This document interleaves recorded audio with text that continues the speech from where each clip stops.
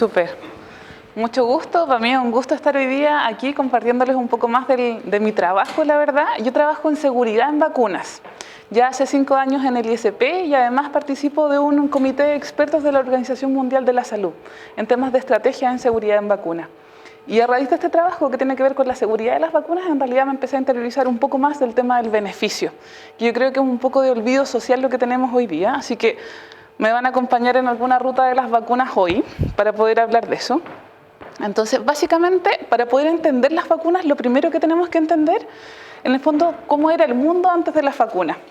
Quizás los que tienen en el fondo más años se recuerdan cómo era un poco más el mundo, cómo era, ¿cierto?, sin las vacunas o todo lo que generaba las enfermedades en ese tiempo.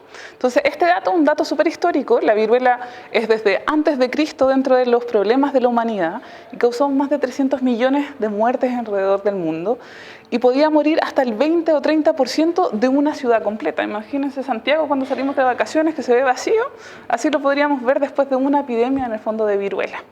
Y esta es la enfermedad, en el fondo, la única enfermedad que ha logrado ser erradicada. ¿Y eso por qué? Justamente gracias a la historia de las vacunas. ¿Y cómo parte esta historia? Parte así. Así es como se administró la primera vacuna. La viruela generaba unas costras, ¿cierto? Unas costras grandes en todo el cuerpo, como veíamos en la imagen anterior, con todas esas pústulas, después salía líquido y generaba esas costras.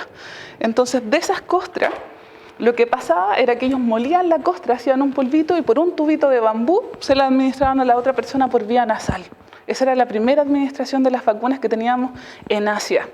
Y así como parte, de hecho los primeros tratados que hablan acerca de cómo se crearon las vacunas parten con esta historia de una monja budista que lo que hacía era ese tratamiento de variolización, que molía estas costras, ¿cierto?, y las administraba a las personas.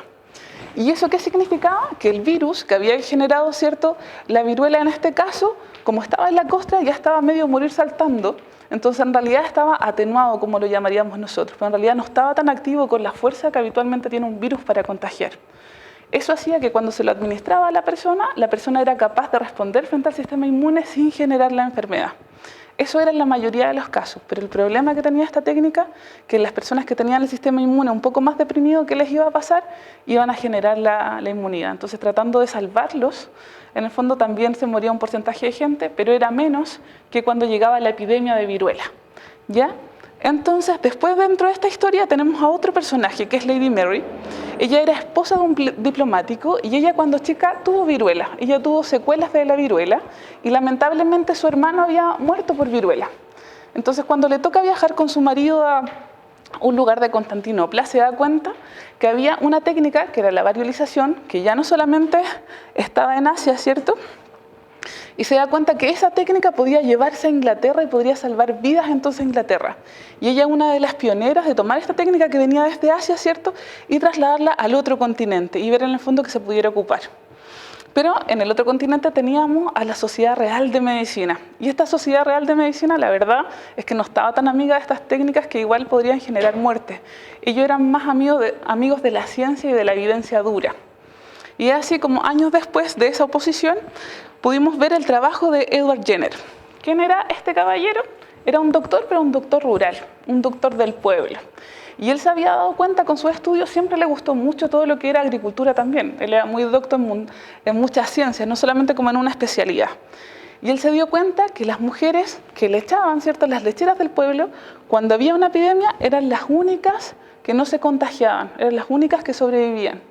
¿Y eso por qué? Porque las vacas en la ubre tenían entonces viruela de vaca y tenían las costras y las lecheras, a donde trabajaban con las manos, ¿cierto?, tenían ranurada la piel de las manos y ahí entraban un poquito de esa costra, que era muy parecida a la técnica anterior, pero la diferencia es que esta era viruela de vaca. Entonces era menos severa que la viruela humana y eso generaba que ellas tuvieran inmunidad y eran las únicas que lograban sobrevivir impecablemente después de que pasaba una epidemia. Y eso a él le dio la idea entonces de que ese virus ya no estaba en las mismas condiciones de actividad y ahí se crea primero este concepto en el fondo de ser un virus atenuado.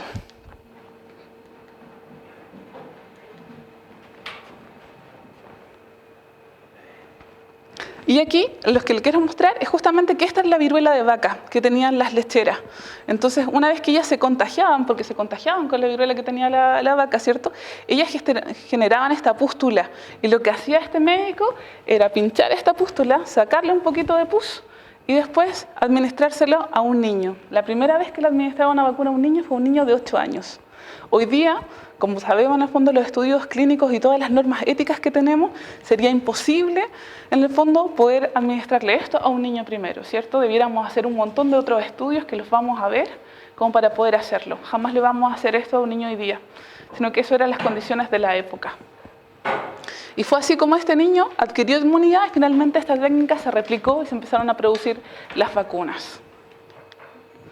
Y este es un mapa para contarles en el fondo a todos los continentes que la viruela afectó. Hoy día ya está erradicada, ¿cierto? El último caso fue en Somalia en 1977 y estos colores representan en el fondo la época en que los países fueron en el fondo erradicando la viruela. Vale decir que eliminando la viruela, que ya no hubiera viruela en su país. Entonces, si vemos a nuestro chilito aquí, ¿cierto? En 1950 fue la época en que nosotros tuvimos el último caso de viruela. Así que afortunadamente todos los que han nacido en fechas posteriores ya no tienen que preocuparse por esta enfermedad, ¿cierto? Porque fue erradicada gracias a las vacunas. Este es uno de los primeros y grandes beneficios que han tenido las vacunas. Aquí este es otro, que es un caso que también tenemos con sarampión, que si nosotros miramos la estadística de 1980, teníamos más de 4 millones, ¿cierto?, de números de casos de sarampión en el mundo. Y lo que tenemos, esta línea que tenemos acá, en el fondo, es la cantidad de personas que se han vacunado. Y cuando esa cantidad de personas que se vacunan alcanzan los 90%, vemos que miren cómo baja esa cantidad de casos de sarampión. Entonces ya en el 2008 tenemos mucho menos cantidad de casos de sarampión gracias a que las personas se han vacunado. ¿Y qué significa vacunarse? En este contexto significa que este 90%, vamos ahora a hablar de otro concepto que se llama inmunidad solidaria o comunitaria. ¿Qué significa eso? Que cuando yo me vacuno no solamente me protejo a mí, yo también protejo al resto de la comunidad. Y se los voy a mostrar con esta figura. ¿Por qué? Imagínense que todos estos azules son personas que no se han vacunado. Y que los monitos que están en rojo que están acá son personas que tienen entonces la enfermedad. ¿Y qué pasa acá? Como tienen la enfermedad, ¿cierto?, van a lograr contagiar al resto de las personas. Entonces los azules se van a transformar en rojos, que serían esto. De hecho, se estudia la enfermedad y se evalúa cuántas personas se pueden contagiar a raíz de una persona. Por ejemplo, en el caso del sarampión, si yo tengo sarampión, yo podría contagiar a 17 personas de esta sala. Y luego cada una de esas personas contagiadas podría contagiar a otras 17. Es como un árbol, ¿cierto? Cuando uno siente que se va aumentando rápidamente las cantidades. Y eso pasa. Cuando nosotros estamos vacunados, que sería el ejemplo de los monitos en amarillo, ¿cierto?, lo que tenemos es una barrera. Pero como son solamente algunos, los que se siguen salvando cuando llega una epidemia son solamente ellos. Pero en cambio, cuando tenemos más del 90% vacunados, no solamente se salvan solamente los amarillos, sino que además logran proteger algún otro azul, ¿cierto? Por ejemplo, aquí teníamos 4 azul que no estaban enfermos y acá tenemos 3, solamente se contagió uno más. Y eso significa inmunidad solidaria, inmunidad colectiva y antiguamente se le llamaba inmunidad rebaño. ¿Y por qué es tan importante? Por eso hablamos de que las vacunas son parte de una política de salud pública, porque hay personas que no se pueden vacunar. Hay personas que tienen el sistema inmune deprimido, personas que tienen cáncer y que tienen alguna terapia con corticoides, ¿cierto? Y eso les baja el sistema inmune. Y ellos no pueden recibir algún tipo de vacuna, pero si todo el resto se vacuna, ellos quedan protegidos igual. Entonces, a veces pasa, por ejemplo, en los jardines infantiles, que niños pequeños que tienen este problema de inmunidad, lo que se le pide a las tías y a todos los compañeritos que todos estén vacunados, ¿cierto?, para que él no tenga posibilidad de contagio, porque él naturalmente va a tener una barrera que le va a ayudar, ¿cierto?, a que no se contagie. Entonces, cuando tenemos personas que no quieren vacunarse, la verdad es que también afectan a la comunidad, no solamente una decisión individual. Si yo tuviera cáncer, por ejemplo, y yo decidiera no tomarme la quimioterapia, es mi decisión. Yo no le voy a contagiar a nadie el cáncer. Pero si yo decido no vacunarme y me contagio con algo, y contagio a esos 17 más o más, dependiendo de la enfermedad que tenga, en el fondo estoy afectando al resto también. Mi libertad personal terminó cuando empecé a afectar a los demás. Así que eso también es importante. Entonces, por ejemplo, eso que hablábamos del sarampión, ¿se acuerda esa estadística maravillosa que teníamos harto, más de 4 millones y bajamos? Miren lo que está pasando ahora en el mundo porque hay lugares donde no se vacunan. Todos estos conceptos como de grupos antivacunas han generado también que otros continentes, incluso países desarrollados, que no tienen un problema de acceso a vacunas. Su problema no es que no tienen el dinero suficiente. Su problema simplemente es que tienen reticencia o desconfianza al tema de las vacunas. Y estos círculos indican la cantidad de casos. Miren Chile. ¿Se acuerdan que tuvimos solamente ¿cuándo fue? 2015. Tuvimos 9 casos de sarampión solamente. Y no tuvimos más casos. Este caso lo trajimos porque alguien viajó a China. En China se contagió, volvió y trabajaba en un call center. Imagínense esos biombos, ¿cierto? Pequeñitos, donde estoy muy cerca del otro, donde en el fondo la saliva puede ayudar a contagiar en este tipo de casos. Y las personas se contagiaron. Y solamente logramos 9 casos porque los demás estábamos vacunados. Entonces, gracias a que estábamos vacunados, eso no se disipó y tenía potencialidad de disiparse mucho más. Pero miren lo que pasa en Europa. Miren lo que ha pasado en Estados Unidos. En Walt Disney, este parque de niños, ¿cierto? Llegaron casos de niños infectados a Walt Disney y rápidamente subieron a 100 los casos. Imagínense un parque de diversiones donde todos los niños corren y hay uno infectado, y si no están vacunados. Entonces, esto es lo que está pasando en países, miren, son Europa, son Estados Unidos y son países pobres que claramente tienen problemas de implementación. Y afortunadamente, nosotros que estamos aquí, Latinoamérica, no tenemos casos de sarampión. Justamente porque hemos logrado trabajar buenas coberturas y todavía tenemos la conciencia necesaria. Entonces, ahora volvemos al concepto de vacuna, ¿cierto? Ya que hicimos un recorrido por la historia y les contamos más o menos de qué se trata. Cuando nosotros hablamos del concepto, esto es lo que la OMS nos dice, que es cualquier preparación destinada a generar inmunidad contra una enfermedad, estimulando la producción de anticuerpos. Pero tanto así como cualquier, la verdad es que no. Como ya hemos visto en el fondo, lo que son virus. Así como fue la primera vacuna, ¿cierto? Que era esta costra, que en realidad era un virus que estaba medio a morir saltando, lo mismo. Entonces aquí son en realidad virus o bacterias o fracciones de bacteria o pedacitos de la bacteria que hacen que el sistema inmune, que en el fondo son como nuestras defensas, ¿cierto? Que son en el fondo como nuestros guerreros internos, que cada vez que nos enfrentamos a alguna dificultad, ellos saltan y nos ayudan a combatir esta dificultad, son los que nos ayudan a generar anticuerpos. ¿Y qué son los anticuerpos? Es como si nosotros nos estuviéramos entrenando a nosotros mismos. Imagínense que ustedes van al gimnasio y hacen mucho deporte. Entonces están listos para una dificultad y están listos para correr. Es lo mismo. Es como si nosotros preparáramos nuestro cuerpo, nuestras células, para que cuando venga un agente extraño, ellos estén listos y en condiciones para poder batallar más fácil. Lo pueden reconocer. Los anticuerpos tienen la capacidad de generar memoria. Entonces, si a uno sabe que le pasó algo malo, ¿cierto? Y uno tiene memoria, uno tiene cómo defenderse, ¿cierto? Entonces, lo mismo que pasa con las células. Si uno tiene memoria, sabe cómo reaccionar y mucho más rápido que la primera vez que a uno le pasa algo, ¿verdad? Y eso es lo que pasa con el sistema inmune. Entonces, la gracia de las vacunas es que no necesitamos, en el fondo, enfermarnos y pasar como por las tremendas dificultades que pueden llegar a tener una enfermedad para generar inmunidad. Los que... Por ejemplo, cuando chicos nos enfermamos de varicela o sarampión, quizá, ¿cierto? Pudimos generar inmunidad y después ya nunca más nos pasaba eso. Pero con las vacunas hacemos lo mismo, pero en un nivel un poco más bajo para que no genere consecuencias en el cuerpo humano, o las mínimas posibles. Y cuando hablamos de los componentes de la vacuna, ahora ya estamos en tiempos modernos, ¿cierto? Ya no estamos hablando solamente de la costrita que le administrábamos a la persona, sino que estamos hablando de un fármaco, que ustedes ya han tenido otras charlas y ya saben más o menos de qué se trata. Básicamente se trata de este componente, primero que genera estos anticuerpos en el sistema inmune, y a eso le vamos a llamar antígeno. Además de eso le vamos a poner algún estabilizador, que sería como la gelatina, la misma gelatina que nosotros hacemos como de postre y eso, y que hace que las soluciones se mantengan en ciertas condiciones, ¿cierto? Que sea como un colchoncito en el fondo para la solución. Luego vamos a tener los ayudantes, que los ayudantes serían algo así como el sazón de la comida, que es cuando uno le da como el toque para que entonces se realcen los sabores, ¿cierto? Lo mismo sería como un ayudante para una fórmula de vacuna. Lo que hace ese componente en el fondo hace que el sistema inmune reaccione más amplificada la reacción en el fondo para tener más anticuerpos. Luego tenemos antibióticos porque tenemos que que trabajar con este compuesto y después lo tenemos que administrar en el cuerpo. Entonces no queremos que haya algún agente que lo contamine, que haya pirógeno, ¿cierto? O que genere, por ejemplo, una infección porque yo le inyecto algo a alguien. Entonces durante la producción yo voy a tener una dosis de antibióticos para evitar infecciones. Y algunas veces me van a quedar algunas trazas. Y voy a tener algunos preservantes que tienen la misma función, justamente evitar contaminaciones, especialmente si hay frascos multidosis. Por ejemplo, ahora en campaña influenza se ven frascos multidosis donde yo puedo sacar 10 dosis de un frasco, ¿cierto? Y poder administrar distintas vacunas. O algunos van a ser en dosis individuales, pero habitualmente cuando tengo que vacunar a mucha gente por un tema práctico, ¿cierto? En vez de estar abriendo 10 frascos que me demore más tiempo, hay soluciones que van a traer las 10 dosis en una, lo abro una vez y empiezo a administrar a las personas. Es más práctico. Y ahora un poco de sistema inmune. Justamente lo que les comentaba antes.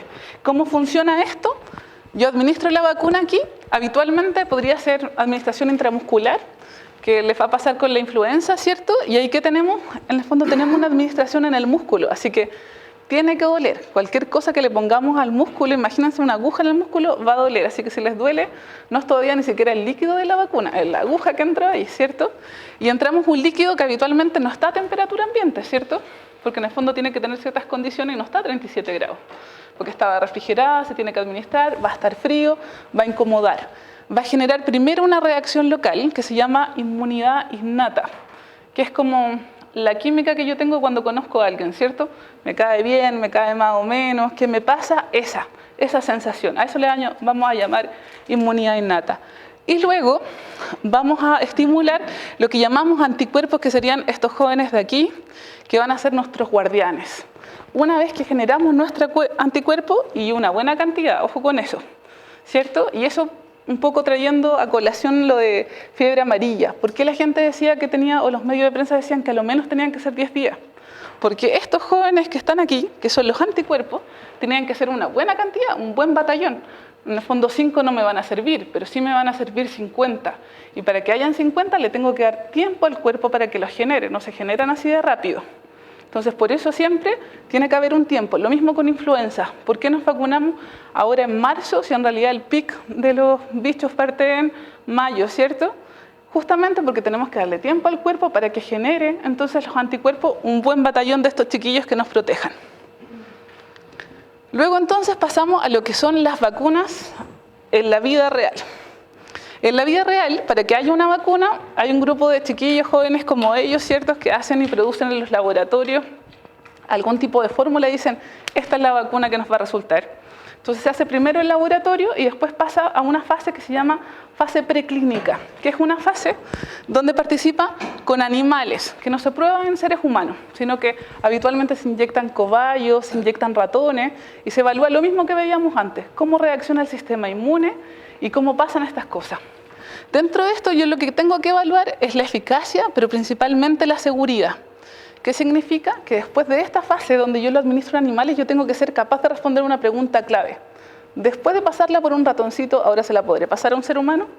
¿Cierto que hay harta diferencia entre un animal y un ser humano?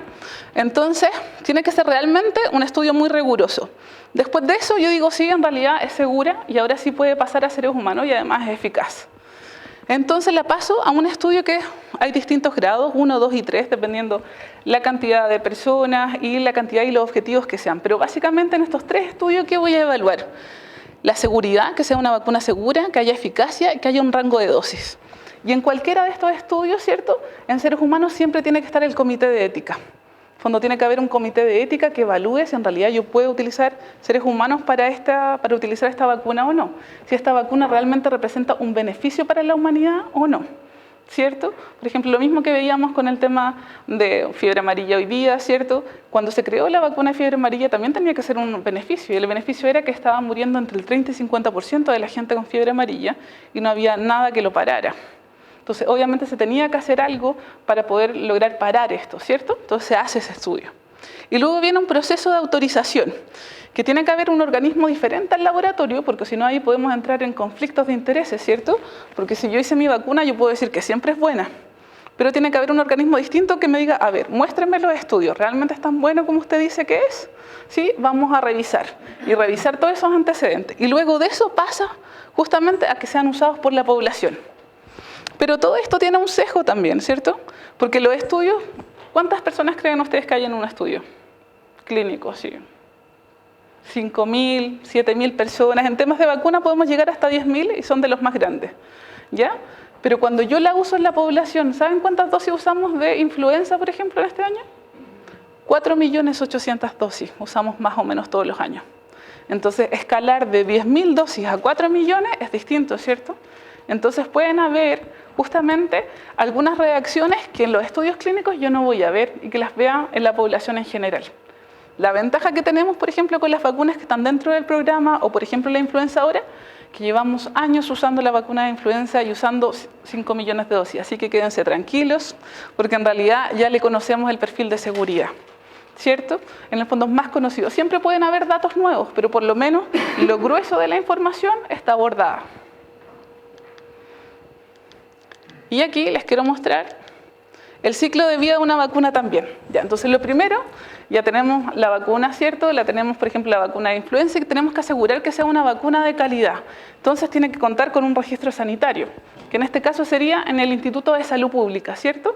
Y ese registro me dice que la vacuna es de calidad, que es segura y que es eficaz. Si la vacuna no cumple con esos 3 criterios, yo como ISP no le doy la autorización y no la dejo pasar. Cuando solamente porque aseguro esas 3 condiciones que digo, esta tiene registro sanitario y puede estar en el comercio. Luego tiene que tener un transporte, cadena de frío. Entonces tengo que asegurar que la compañía la transporte en las condiciones. Porque es como cuando metemos en el fondo un alimento que necesita refrigeración en el refrigerador, ¿cierto? Si lo dejo afuera y me lo llevo a pasear, puede ser que se descomponga. Lo mismo le pasa a las vacunas. Más porque son entes biológicos que con las diferencias de temperatura pueden cambiar de conformación. Y luego, además, la inyección segura. ¿Qué pasa si la señorita que me tiene que inyectar en realidad se equivoca y me pone otra vacuna? O en vez de ponerme una dosis que era chiquitita, me pone una dosis grande, ¿cierto? Eso también tiene que estar contemplado y hay protocolos para asegurar eso. Luego está la vigilancia de SAVI, que son los eventos adversos a las vacunas. Muy bien, la vacuna funciona súper bien, nos previene la fiebre amarilla, ¿cierto? Pero ¿y los efectos adversos? ¿Y si me pasa algo después de administrarla? También tenemos un sistema de vigilancia en el país que lo que hace es recolectar estos datos y analizar la información para ver justamente si hay algo nuevo o no. Y luego también una prevención de crisis. En el fondo, si hubiera alguna crisis con las vacunas, también hay que saber cómo actuar y qué pasó. Y así es como se mueve el mundo de las vacunas.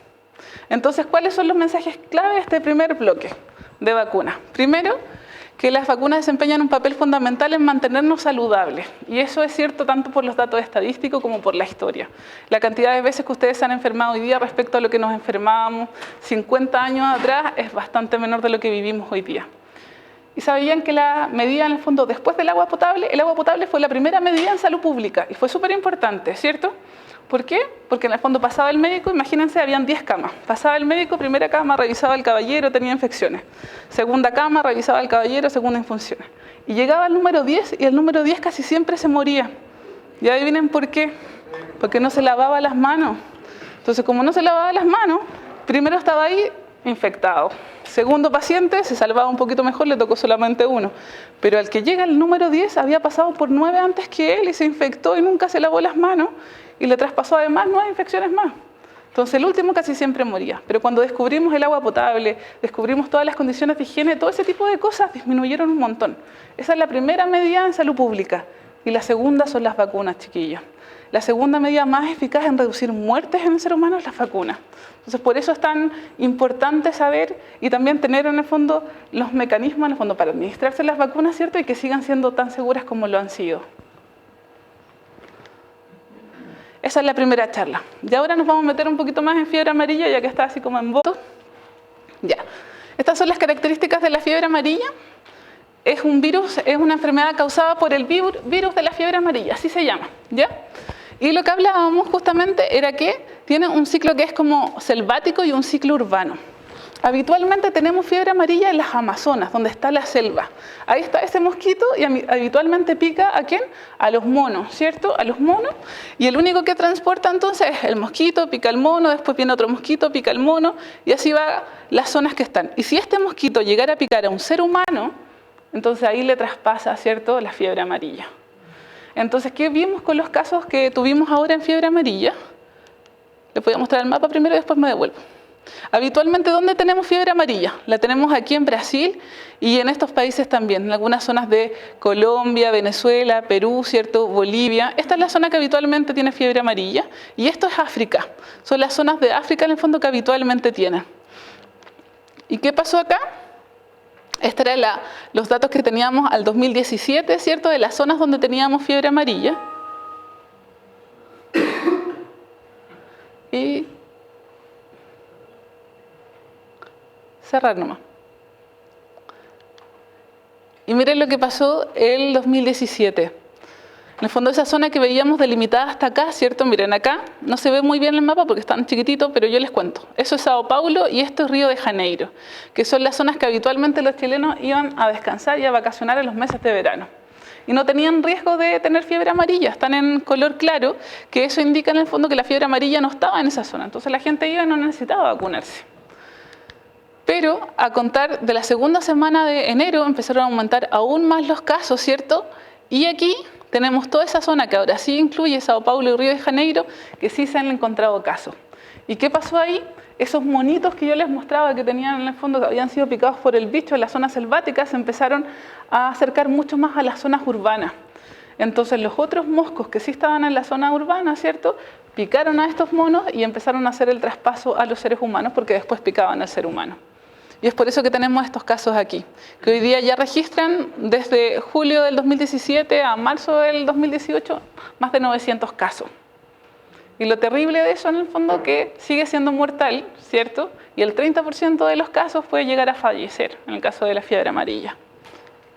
Entonces por eso tuvimos como el caos en este tiempo.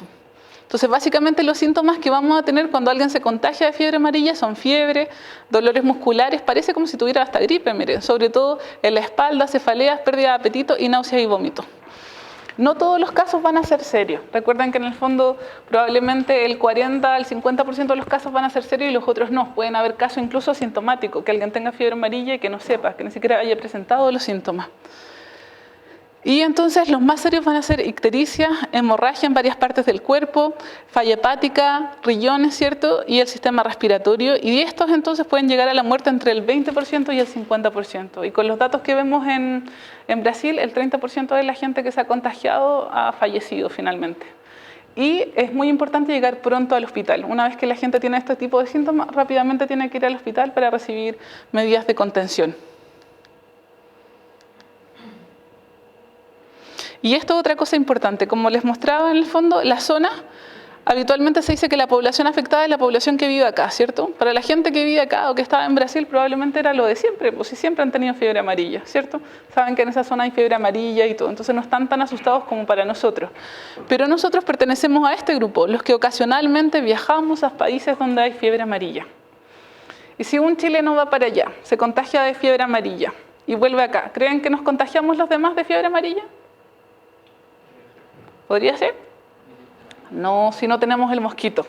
Tenemos la suerte de que aquí no tenemos el mosquito que contagia, porque el contagio no es persona a persona. El contagio es mosquito que pica a persona, mosquito se contagia y mosquito contagiado pica a otra persona. Entonces aquí, por lo menos en Santiago, en esta zona, nosotros no tenemos ese tipo de mosquito. Pero hay zancudo. Sí, pero es un tipo de mosquito especial que se llama Aedes aegyptis. Entonces tiene que ser esa clasificación de mosquito y aquí no tenemos. Habitualmente ese tipo de mosquitos están más cercanos a las zonas tropicales. Entonces incluso Argentina lo tiene en sus zonas, también tenemos borde con Perú donde está y también Isla de Pascua es otro lugar que tiene ese tipo de mosquito. En Arica, en el borde, en el fondo no teníamos todavía como contagio de ese tipo, pero Tacna tiene. Entonces lo que se hizo o se ha hecho en este tiempo en el fondo ha sido un trabajo de borde, justamente con Arica, para evitar ese tipo de problemas. Porque habitualmente Perú, por ejemplo, reacciona cuando ellos tienen caso de alguna epidemia producto del mosquito. Y nosotros, en cambio, reaccionamos solamente por presencia del mosquito. Y eso ha hecho, en el fondo, que nos mantengamos a salvo todo este tiempo.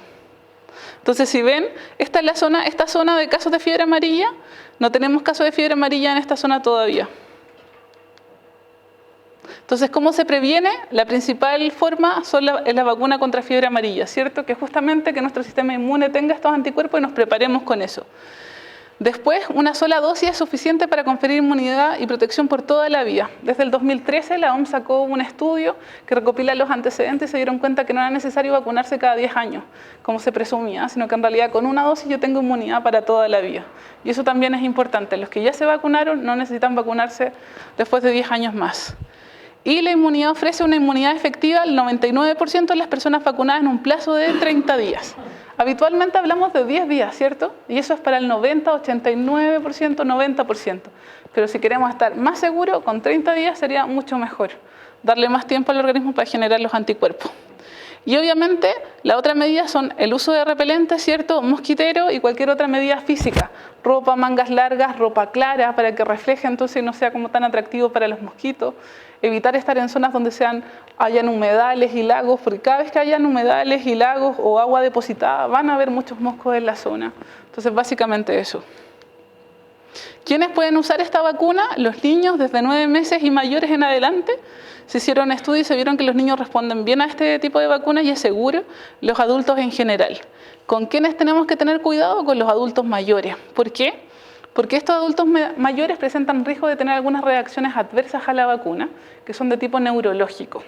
Entonces ahí hay que sopesar bien cuáles son los beneficios y cuáles son los riesgos. Si en realidad el adulto mayor va a ir a una zona donde en realidad no hay riesgo real de que se contagie, no es necesario vacunarlo. Como por ejemplo, ¿se acuerdan que les mostraba el mapa y que había una zona que no? Entonces esta zona es un área que es considerada como sin riesgo de Brasil, es la única zona en ese extremo. Entonces si fuera esa zona, aunque fuera Brasil, no sería necesario vacunarlo porque es mayor el riesgo de que tenga un efecto adverso a la vacuna serio por la edad, ¿cierto? Y no lo protegería tanto contra el virus de la fiebre amarilla. En el caso de los niños menores de 9 meses está contraindicado, excepto cuando hay epidemias. Recuerden que cuando hay epidemias estamos en una situación crítica y especial. Cuando si tuviéramos una epidemia acá, lo que tenemos que hacer es minimizar el mayor riesgo posible, ¿cierto? Nosotros vivimos esa sensación cuando tenemos los terremotos.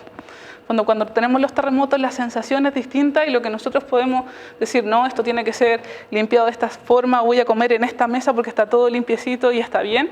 Si tengo un terremoto y se cayó todo y tengo hambre, quizás no voy a limpiar la mesa como lo hubiera tenido sin terremoto, ¿verdad? Entonces, dígame.